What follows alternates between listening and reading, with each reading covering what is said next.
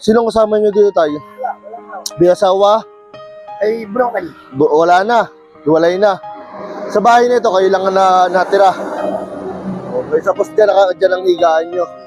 O, sige tayo. Sakto-sakto. Ang bigas na ito ay para sa inyo. Salamat. Alaon ng Panginoon Diyos. Opo. Ha. Mag-ingat lang kayo dito, tatay ha. Okay. Sige po. Pero sakto, wala pa kayong pansaing ngayon, ano? O, sige, sakto para Wala sa po inyo. akong kasama rito eh.